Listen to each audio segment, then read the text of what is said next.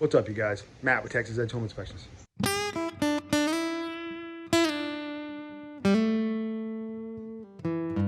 Today, I'm looking at a property from the year 1979. Coincidentally, I'm from the year 1979. And guess what? Things don't quite work on me like they used to. Such is the case for this house.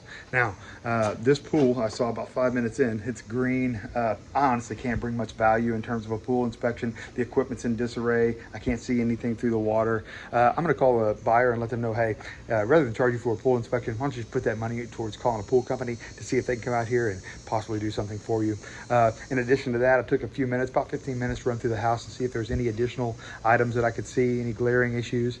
Looks like we got galvanized water piping in the house. That can be an issue. Also, I think I might see some potential termite damage. Anyway, there's a long list of things I got to do, so come with me and check it out.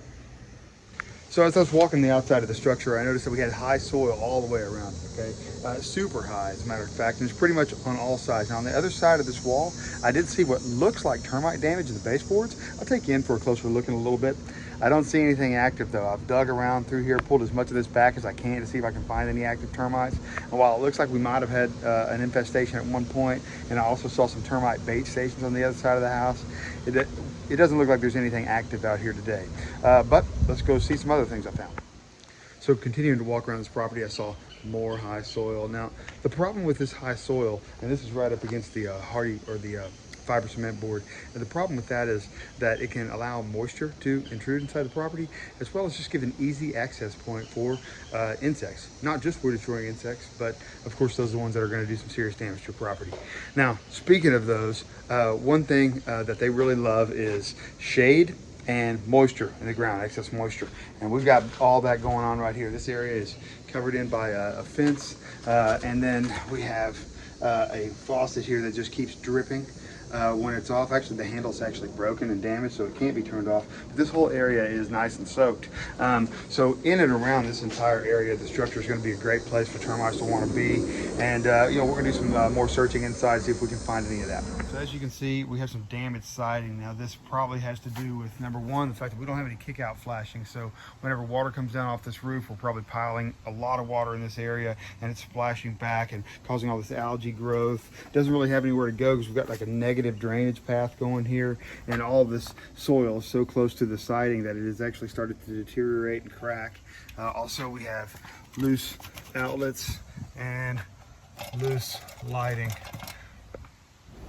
So on the other side of the structure, I came across these two plumbing vent stacks, and this one seems okay, but this one here, you can see, has been completely destroyed. There's no way that's not leaking at least a little bit of water in the house.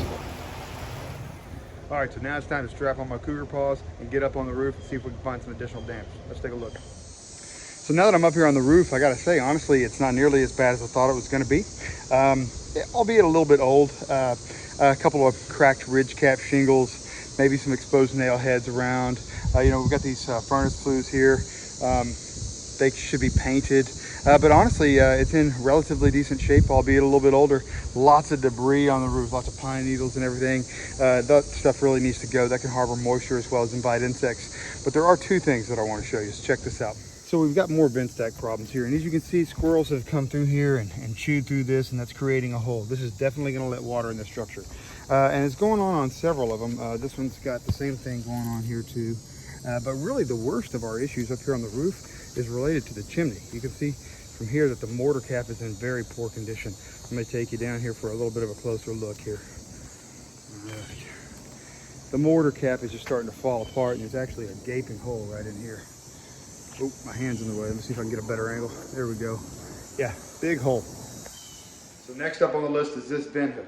Now, I tried to turn on the light, and the light doesn't work. No big deal. But as you can see, I mean, it's an older style vent hood, but we have ductwork running upward. And so, but the problem is, I've been outside, I went on the roof, and I didn't see an area where this was terminating. So it could be going over into the soffit area, but I couldn't find an area where it's coming out of the soffit. So it's either hanging off into the soffit and not blowing much air that direction, or it's just going into the attic cavity. We'll do some further research on this. So here in the dining area is just on the other side of the wall where we initially saw that high soil. And if you go in a little closer, you can see some damaged baseboards. This is quite soft. I can just push through it if I wanted to. We got it going on here and definitely over here too. It looks like rot But being that we have that high soil over there and this is isolated just to this one wall, I have the feeling, and you can also see if you look closely, some wall repairs that have been done through here, and I almost feel like maybe there is termite damage inside there. Okay guys, so last on the list for the video today is going to be this attic hatch here. And as you can see, this is pretty common for an older property like this. It doesn't close all the way. It leaves quite a gap up here. Also, if I pull it down, see, it's not insulated. Okay, there's no insulation, there's no weather stripping or anything.